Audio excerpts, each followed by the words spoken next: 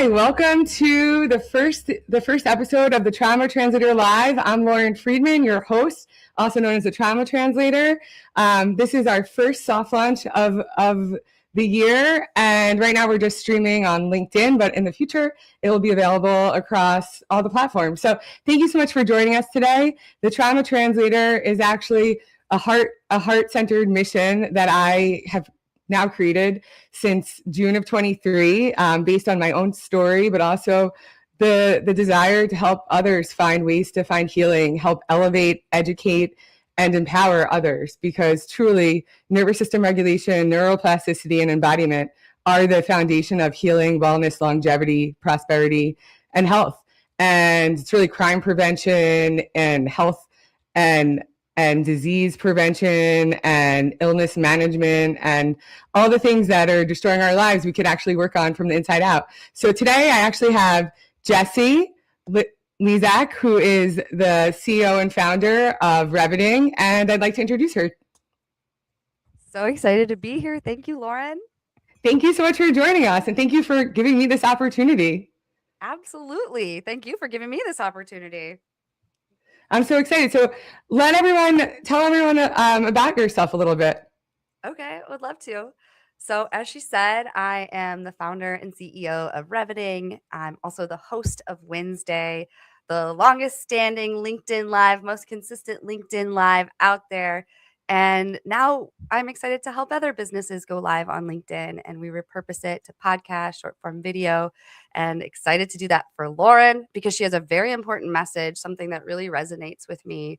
So I'm really excited to get into these topics with you, Lauren, and so excited that your show is going to be powered by Reveting. Thank you so much. No, thank you so much. And I think what you're doing is so interesting because this is the audience that needs to hear about this. This is so important. This messaging is just so relevant because the thing is when I started this journey in June of 23, this has really been a lifelong journey. And thank you so much for seeing what actually has been happening and why this message is so important for everyone to hear. It was something that I had learned when I was going through my own healing journey. Know when it's time to leave and when it's time to lead. And when you think about trauma, I'm not thinking about it in the traditional sense of trauma. I want to redefine what trauma looks like, because if you don't have an understanding of what trauma is, how do you know how to solve for it? So that's one of the things I want to also talk about is when it's time to leave, right? When you're stuck in those same cycles of dysfunction. So nervous system regulation, empowerment, embodiment are all central theses of that. So let's dive into the first topic for today. Let's do it. So it's healing through visibility and online storytelling. Yeah, that sounds great. So much to teach us there. Yeah, well, I feel like there's a lot to learn from both of us. I think it's really interesting too. I'd love to hear a little bit about how you got into these LinkedIn Lives. LinkedIn Live is such an interesting place to be, especially right now, at the cross section of where, there's a lot of consumer fatigue around social platforms. Their algorithms are messing up. People aren't getting the same visibility, and everyone is losing their job. So everyone is trying to monetize their own brand in a really competitive space. So I'd love to hear a little bit about how you got into the LinkedIn Live platform and your business, and how you have been healing through visibility and online storytelling. Oh my gosh, thank you so much. So yeah, I mean, the way I got into LinkedIn Live was I was a full-time CMO at the time, and I was like, hey guys, I think we need a podcast. And I say guys because I was literally the only woman there. But it's okay. I worked in tech and data. And they were like, my language. What was that? You're speaking my language. Yes, exactly. You know this language. You know. Yeah, I've been the only woman on a whole team. Yep. So we have so much in common, Lauren. Yeah. Okay. So I was that marketing girl, and I was like, hey guys, I think we need a podcast. And this was, it was 2020 or so. And yeah. They're like, oh, that's going to be a lot of work and effort and a lot of money. We don't really have the marketing budget for it. And so I was really down about it for like several months. I'm like, man, we really just need a podcast. I need video. So I started just like going on Zoom and recording the CEO because, like, full disclosure, I didn't even really fully understand what the company was doing. I was like, wait, we have all this data, but what are we? So I needed to learn. So I did that by asking open-ended questions to the CEO on Zoom. and then cutting it and making all these little short form video clips. And they got a ton of activity. Not only that, I got content because I had the voice of the CEO, so I could go make his posts. So from there, I went off on my own time in the evenings, and that's where I started to dabble in Riverside at the time and Yeah. and I was like, my homies are on LinkedIn, so if I'm going to show up and record, I'm going to go live on LinkedIn. So I did, and then I started doing that every Wednesday. Would show up drinking whiskey at 9 p.m. on Wednesday, talking about sales and marketing. And, then my employer started their podcast as well. They started going live on LinkedIn. We turned it into a podcast, and it only did cost whatever the cost of StreamYard is, like $50 a month or something like that. Of course, my time as well. But so we got their show started, and 6 months later, my show was sponsored, and I'd convinced my employer to allow me to go fractional so I could focus on my podcast. And then I realized I could help other businesses do the same thing. So that's how Reveting was born. And now I get to help other businesses go live on LinkedIn. I'm getting chills as you say this, because I truly, like, first of all, when you talk about not knowing what the company does, that's something that most people literally can't even, like, their ego blocks them from even saying that, right? Right. And I spent the last 20 years in advertising and technology also. So I do understand how there's all these complex things that you're like, what are we even doing with this? Like, it wasn't until after that I left my last company, dissolved my whole team, that I really fully understood what the full enterprise business did in my business unit. Because all these times, all in tech and data, it's all mystified, it's all abstract, it's smoke and mirrors. They say they do one thing. So I think it's really interesting that you used something that you were trying to really get better well-informed on yourself and really make it something that everyone can really enjoy, and then in a business that could help others. And it's funny because in 2020, that's when podcasts really, really shot up. But like in 2008, I was at the New York Times and we were doing podcasts then. It was audio only. And in 2017, 2018, in 2019, I worked for a company that was actually doing podcast attribution. And it's a really it's a really complex ecosystem in that space. So when you talk about those early days of podcast and going live, I totally understand that. And I think it's really an important thing for people to have these resources. That's one of the reasons why I'm so compelled to do this, because I've lost my job 6 times after M&A and divestiture. And it's just added another component to my life of instability. And that's one of the reasons why I got so sick. Like, I was the one who was responsible for insurance, for money, and my ex and his family abdicated responsibility completely. And now I have to actually dive into my 401k because no one ever took responsibility. And there's a lot of people in this world that have been losing their jobs over and over and over. And people are committing suicide because of it. I've lost 2 former coworkers to suicide. So that's one of my missions here, is to help people find those resources like you. If I had found you in June of 23, if I had seen your podcast in 2020, I would have been your biggest fan. I would have been on those Wednesdays drinking with you, except I don't drink anymore. I only dabble in plant medicine, but I do support it, and I'll drink some coffee or some water with you. But I do really believe in the value that you're bringing, and everybody needs these resources, and it's hard to find a centralized location. So that's one of the things I'm doing, is everyone that's going to be a guest on this will also have the opportunity to do in-person workshops that I'm going to be rolling out, and have an opportunity to have further exposure across my platform and owned and operated properties, because everybody needs these resources. And it's a really competitive ecosystem, especially for people who are trying to build their lives from the ground up. So I think it's really a beautiful mission that you have. Thank you so much. I really appreciate that. And I'm with you. I don't drink anymore, but I do dabble in plant medicine as well. I love that for us. Someone on YouTube says the ganja. Exactly. Yes. Which, speaking of, we've got people in the comments, so I would love to hear who all here is in the comments. Like, if you're here watching, let us know. Like, we want to hear from you. This is Lauren's first episode. Yeah. I can't see the comments, so yeah. We've got David here in Indianapolis tuning in, and then hey, David. Our friend something powerhouse that was sharing the ganja. I love it.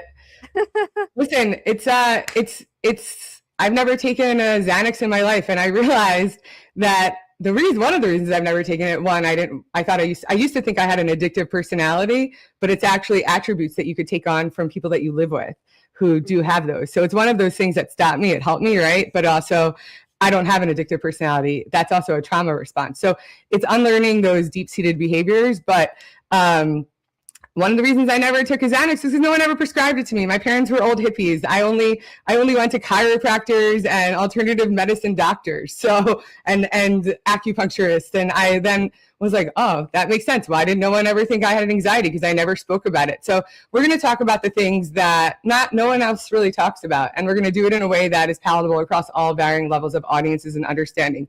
Because my essential mission here is to help other people find ways through, and the only way out is through. And when I spent the last 20 years in advertising and technology, I was able to use my 100-pound plus weight loss multiple times since 2013 to explain data, fidelity, and quality across varying levels of audiences and understanding. So that's now what I'm doing with trauma. So I'm working with underserved communities and different types of folks across all areas, such as veterans, divorced men, children, and families, and so many more, because everybody needs to heal from something, and not everyone has the resources or even the awareness to know how to find healing. That's so true. Like, honestly, if you would have said healing to me like that, like trauma healing to me like that, like 6 years ago, 7 years ago, I'd be like, what are you talking about? I don't have trauma. Yeah, I didn't know about my nervous system and all that stuff. exactly. Well, that's Yeah. the other thing. That's one of the reasons I'm doing this, is because both of my parents were therapists, and I was in therapy since I was 5 after my dad's first suicide attempt. But I'd been having somatic responses to trauma, which nobody understood, since I was under 2. And I have a photographic memory from also that same time period onward. And most people with this quote unquote level of trauma lose their memory. So I really do believe this is my soul's purpose, to help people really identify those barriers that are disrupting their lives in ways that they don't really even understand, and really be able to break those cycles. I would love to hear, and I don't know if this is the right forum for this, but I would love to hear how you stopped drinking, because I agree with you. That is, when I thought that, like, I was like, I've been in therapy forever. What's going to help me now? If someone had told me, hey, trauma therapy will help you. You won't have to do 14 hours a week of CrossFit and starve yourself and take 60 laxatives a night and, do all of these things. I also would have punched them in the face if they told me that, like people did. And now I realize that this was really the path. This is as close to a panacea as humans can possibly get. Yeah. So I'd love for you to share a little bit about how you ended up on your sobriety journey. I would love to share that. Yeah, thank you. I started my business, I left my job, and then I had a gallbladder attack. And they told me I needed surgery. They wanted to do emergency surgery right there in the hospital.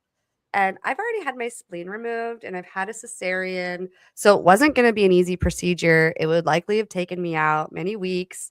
And that was just not an option, because I had literally just left my job and started a business. And you have children.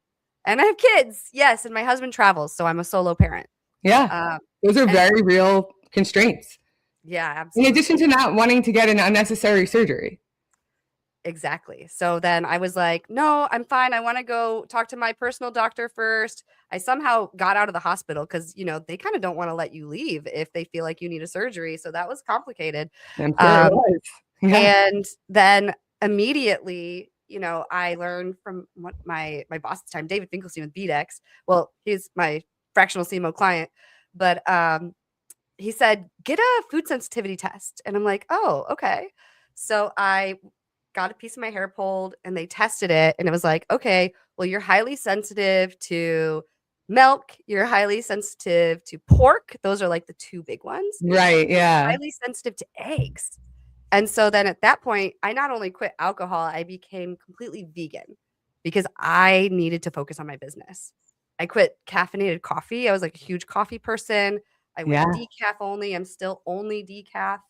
And that's how it happened. I mean, it was just pressure from wanting to like fulfill my dreams, wanting to like keep my business running, and not wanting to have surgery. So I just cut it all off.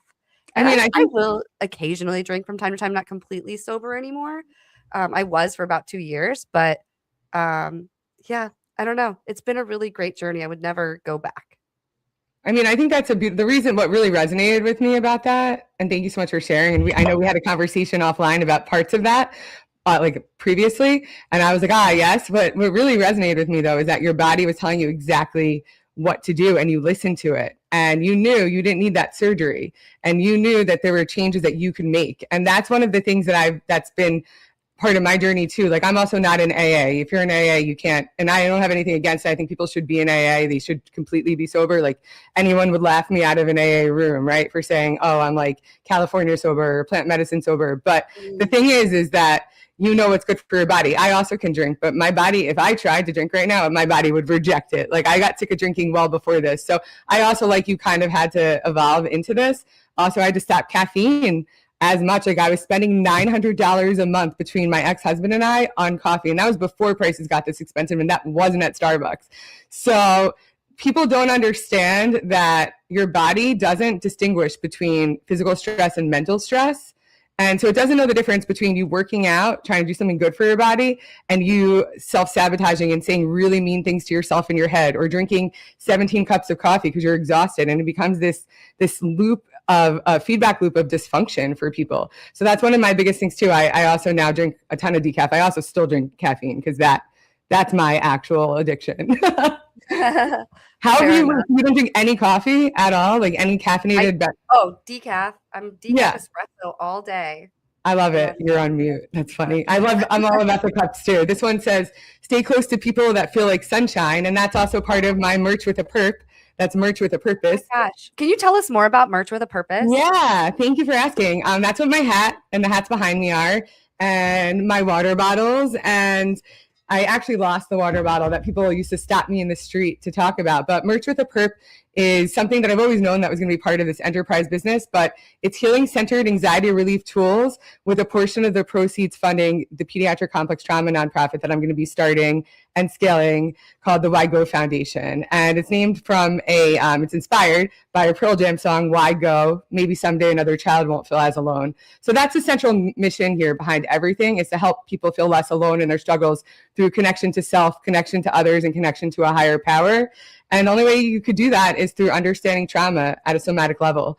And it starts with your body speaking to you, just like yours did. Totally. Yeah, you're right. Have you heard of the book, The Body Keeps the Score? Yeah, that was 100%. I've actually met Dr. Bessel. You did? Yeah, I met him last year because I have some certifications in trauma. I wasn't trying to just go into this blindly. I'm not a therapist. I'm not trying to be. But I do want to educate, and that's what I'm doing as a trauma translator and speaking engagements offline as well. So that's one of the things I'm also offering, because everybody needs to learn about this. And you just said it perfectly. Like, doctors and medical community isn't well informed with this because they're not taught this in medical school. So it wasn't until I was having flashbacks and wetting the bed and having extreme brain fog while I was interviewing at Amazon and Google and Oracle, and I literally still secured a job, and I did all of this high functioning work, and I didn't know how to stop. And your body was telling you needed to stop. My body was telling me I needed to stop, but nobody teaches you how. And when you're in business, I've had so many developmental courses, so many things offered at all of these enterprise companies, and even really small companies that don't even have HR departments, but they have HR consultants, and they give you all of these personality tests. And I worked one of the jobs that was most dysfunctional to me. My boss was kind of a D word. And he was an a-hole, and he knew he was. And they didn't have an HR department, but they had this HR consultant, and she would do all these personality tests. And I was like, there's no personality test I already know he's an asshole. But guess what? If you regulate your nervous system, you don't have to be. You could show up better and more clean, and in a way that actually promotes growth and structure. Because we have to remember what we're here to do. When we're working with each other in a business environment, we're not here to be best friends. We're not here to see who's right or who's more powerful. We're here to do something. We're here to sell things. And that's why one of the reasons I'm doing these workshops as a trauma translator offline is to really hone in on those skills that people need in order to be more successful in their interpersonal relationships, whether that's in business or in personal life, because how you do anything is how you do everything. And all of these slogans can be found on the whygoproject.com merch with a perp shop.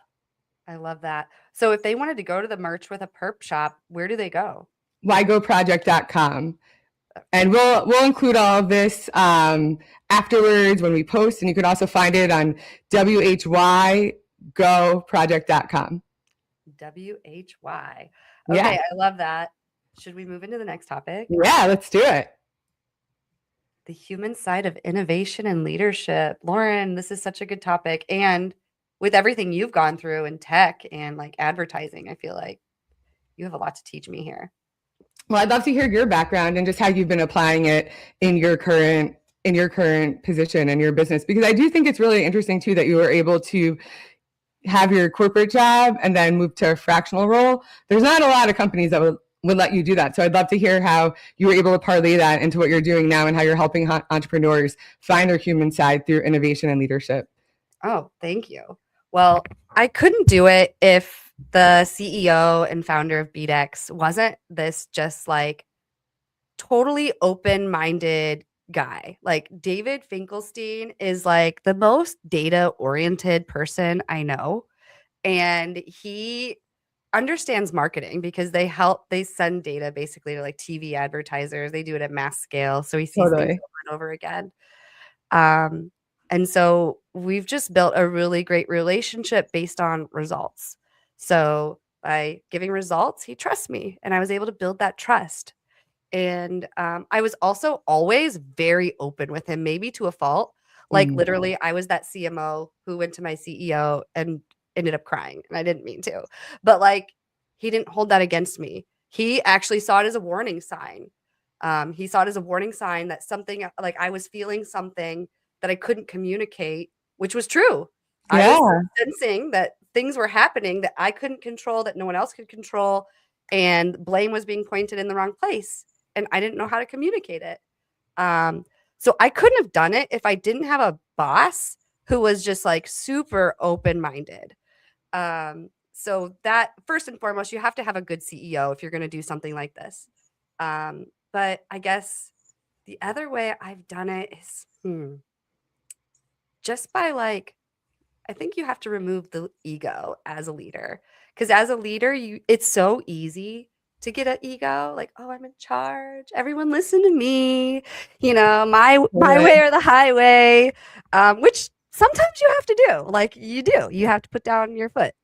But when you can lift others and celebrate others, it actually makes yourself feel better. It actually does build your ego a little, because then you're like, actually, they were able to do that. Like they know how to do those things because I taught them. And now they're doing a better job than me, actually. And I just got chills saying that because I love when that happens. Yeah. So that's, to me, the human side of innovation and leadership is just like leaning into your team, like being a good leader, like David Finkelstein. Be data oriented. Don't just come down on people because of their personality. Don't just come down on people because they're emotional. Look for the results. If it's getting results, then celebrate it and encourage it. That's interesting. I like that too. Like, I mean, for me, like one of the things through my own healing journey, I actually feel like I've lost my ego. I don't feel any ego at all anymore, because I've been really humbled by, I have $7,000 left in my high yield savings account, like right now. So this is a reality that I'm living in currently. And when you think about, you expressing emotion in business, like that's really like looked down upon, especially as a woman. So the fact that you were in a receptive environment and that you were able to be felt and heard is really important. And you were also able to release. That's the thing, is that I didn't even know how to cry until 2022. So I think that's really a beautiful story. And you're also empowering others and helping them save themselves, because at the end of the day, we're all trying to save ourselves. And for me, like, leadership is leading by example, is leading with integrity. If you say you have integrity, then make your actions match your words.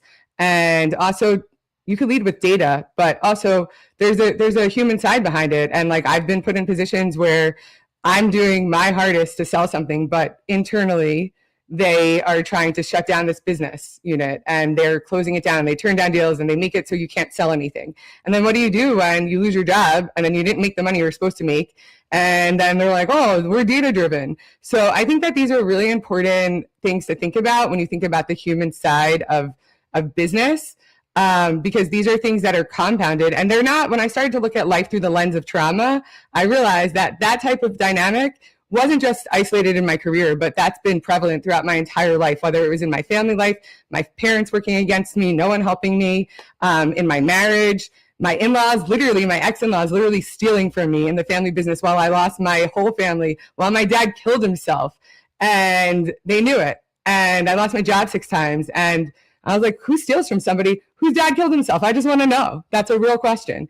And when you think about that, you need to think about it holistically. So that's one of the things I really want to bring here too, is for people to understand that these things don't happen in an isolated fashion. You know, if you think you're stuck in these same cycles of dysfunction, there's probably a deeper reason why you've been there. And once you could see that, you could extract yourself from it. And it's not easy, and it doesn't happen overnight, but it happens consistently with pattern relearning, reparenting yourself, and neuroplasticity, which is what actually has enabled me to break free from these cycles. Neuroplasticity is the ability to build new neural pathways and create new habits and be able to break those addictive cycles.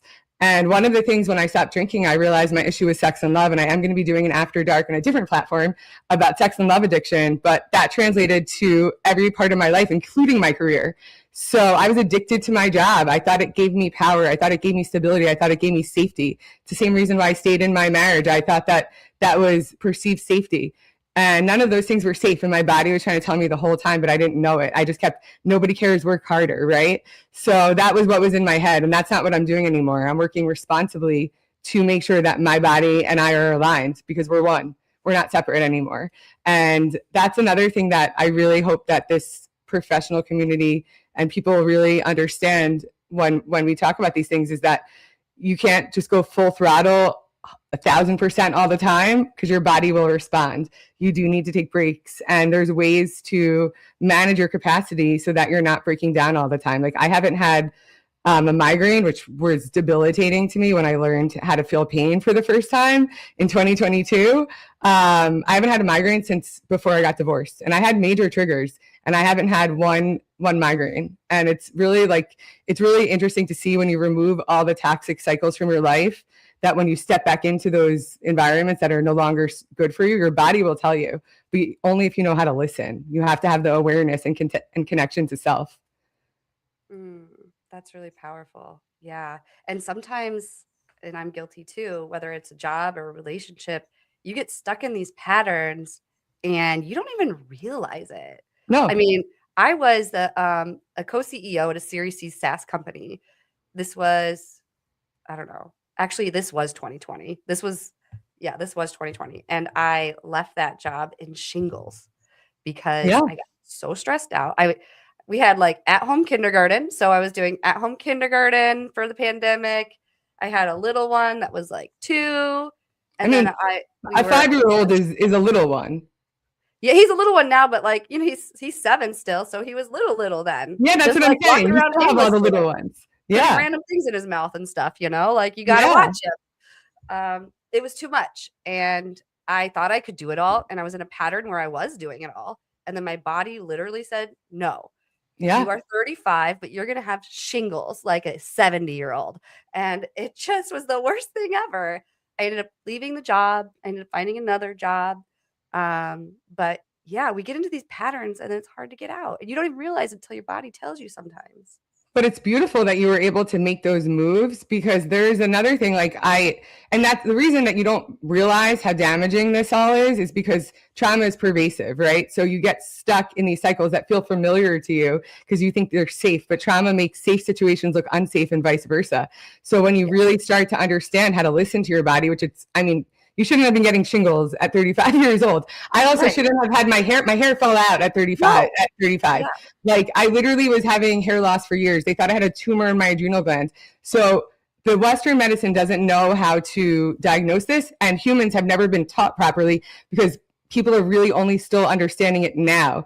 Real trauma, like outside the scope of the battlefield, trauma-informed living really hasn't happened until recently.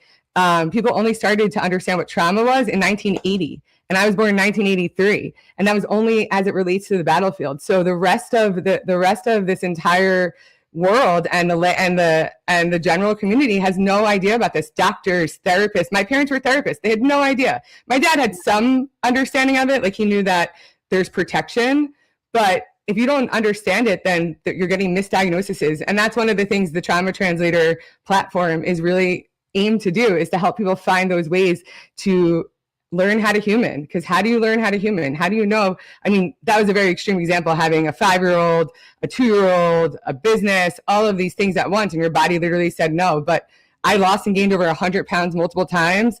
And I literally, I didn't know how to listen to my body. And there was not one doctor that did not say, just lose more weight. And I'm like, I don't know what more I could do.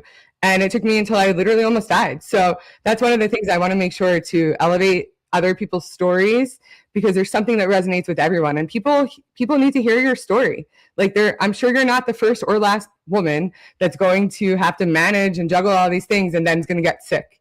I just saw something, Gabor Mate actually was talking about how women who have somatic responses to trauma are, like, I forgot what the percentage was, are more likely to have ovarian cancer later on.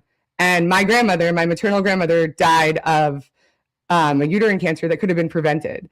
And there are just things that we don't fully understand. That's why trauma translator and nervous system regulation and embodiment and neuroplasticity all matter, because all the ways that humans are suffering, whether overtly or in ways that they don't understand, are the things that stem from unprocessed trauma living in your body. The OCDs, the ADDs, the cancers, the autoimmunes, even the headaches. Who knew? Everyone just said it was stress, and everyone looks at it as nurture versus nature, but it's really epigenetic and environmental. And it lives in your genes, and it becomes more pronounced through environmental factors. So that's why everyone's like, oh yeah, it's genetic, and they use it as an excuse, but it's not. It doesn't have to be. And you could reverse illness. That's the coolest part. That's why I'm so excited about this, because I literally couldn't even get out of bed and I was still functioning. And my ex-husband never tried to find a job once. And I lost my job 6 times. Even to this day, he's never had a new job in 20 years. So I think people really need to understand this so they can get out quicker. Know when it's time to leave and when it's time to lead, right? You knew that. It's time to leave and when it's time to lead. I love that. That was something that came through to me at my trauma retreat in 2022, actually. That's so good. I felt it was like a sign from the universe. So that was something that I took with me as part of this, because I truly believe that, like, you knew when it was time to leave, and you did, and you started to lead on your own.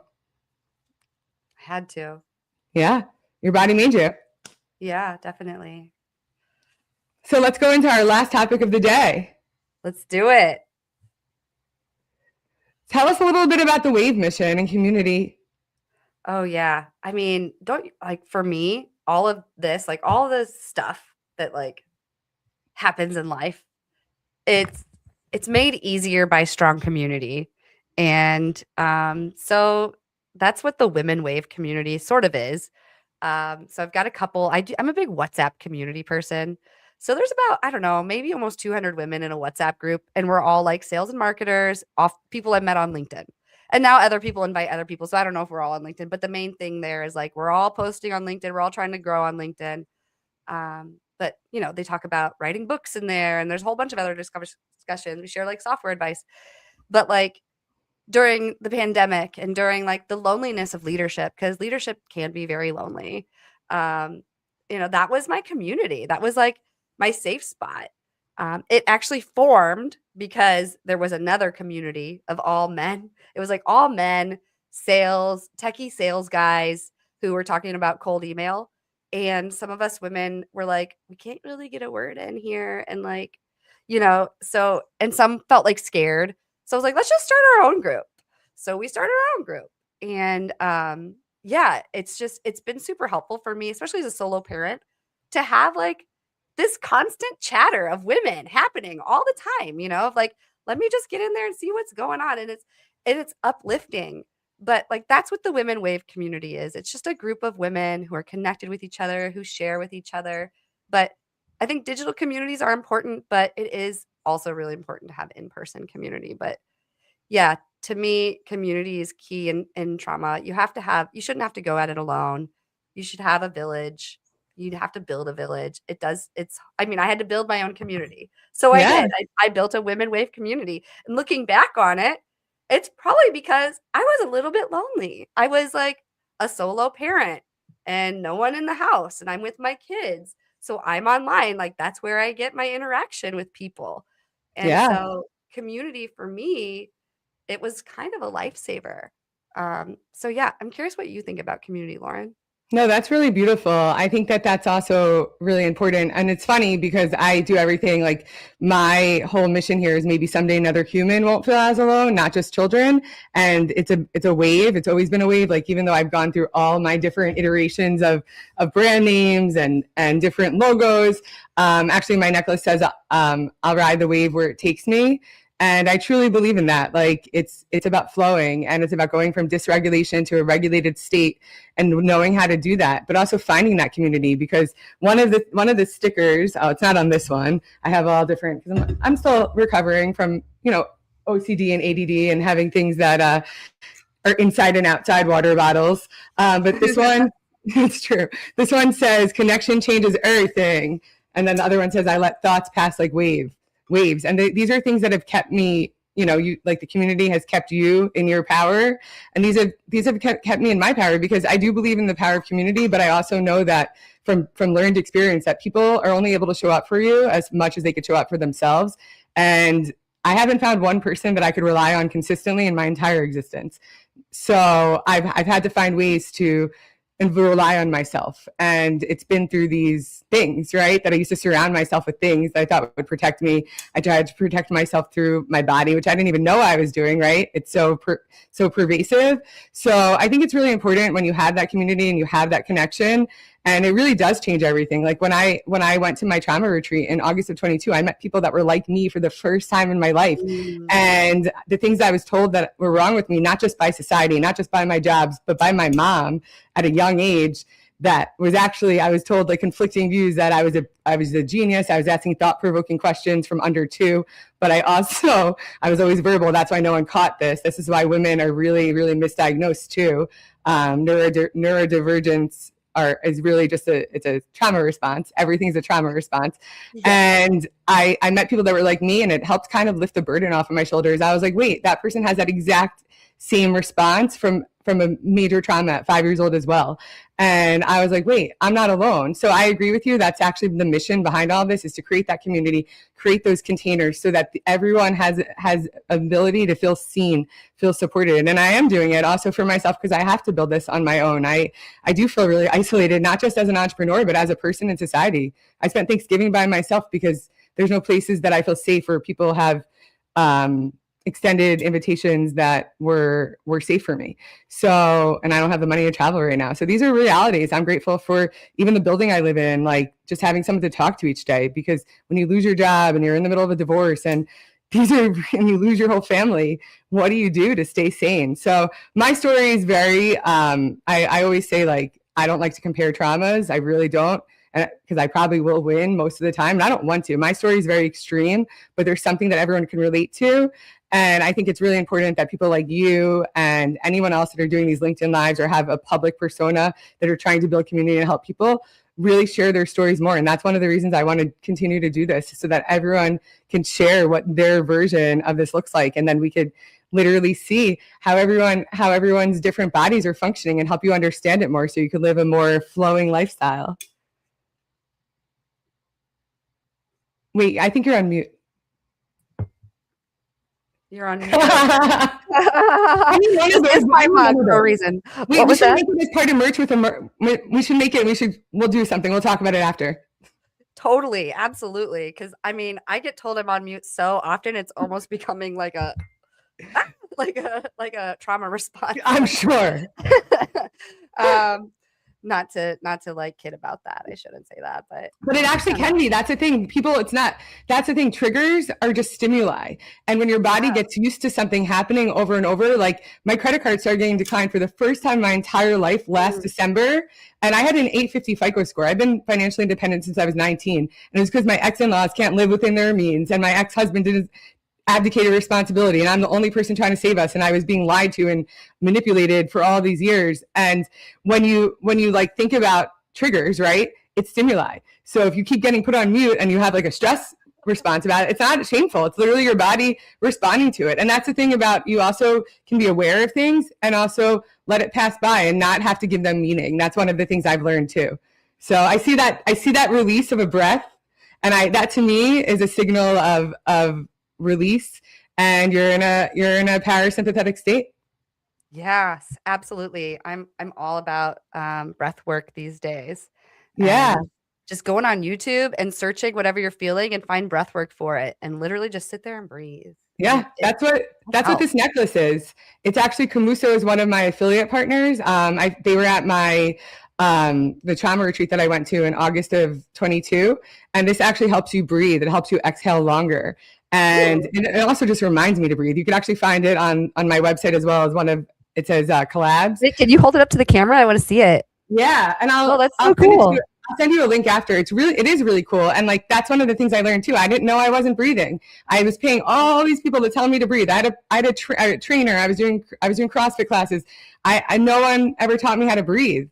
And that's also a sign of nervous system dysregulation, is not taking a breath, speaking too quickly, because you are always in a state of constant fear of things just happening around you. So it's really about like rooting into yourself, taking that pause and reconnecting. And I know you do a lot of sound healing, and I really look forward to, and I've always planned on having this as part of the business, having my community of people like you and resources, having offline events. So I'm really excited to eventually have you conduct a sound healing class for us in an offline event. Absolutely. Oh, yeah. I can't wait for that, because it's absolutely going to happen. We're going to put it in the universe. I mean, it's very easy for us to do this. So it's definitely going to happen. We don't have to even put it in the universe. It's happening. I mean, I feel like you and I are pretty much like creators. We just make things happen. So, yeah. We'll do it in both of our cities. I'll go back. I'm not worried about it. It'll be New York. It'll be where you are. It'll be good. Oh, I need a reason to come to New York. Let's do it in New York. Done. Sold. Done. Let's go. I love it. Well, thank you so much for being on today and for actually saving me. You gave me something really, you and David gave me something really incredible to look forward to. I'm so grateful to have been on with Matt Fogarty a few weeks ago. I believe it was on the 18th of November. And I was able to meet you and really share this platform more fully. And I hope other people take advantage of the Reveting service, because I truly am so grateful to have your support and really finally feel like I have real support in this ecosystem. Thank you so much. And I'm so excited that you're doing a podcast, because we do need this message out there. And fortunately, since you like to talk, this is the perfect role for you. So this is like, divine alignment. I was told, this is why I'm doing it. I've been told my whole life I just need to go somewhere and speak. So I'm like, okay, cool. That's what I'm doing, if that's what you want from me. Yeah. But also, the universe did not want me to continue doing my job. My body literally rejected it. So how else am I going to live? Yeah. So thank you so much. I can't wait to continue this further. And next week, we're going to be regularly scheduled for 1 p.m. Eastern, 1:15 p.m. Eastern on Thursdays. And we will be having a guest that we're going to be promoting soon, and she's amazing. So stay tuned for that. I'm so excited to have you on again. And I look forward to all the incredible things that we do to help others while helping save ourselves. Thank you so much, Lauren. Bye-bye. Bye.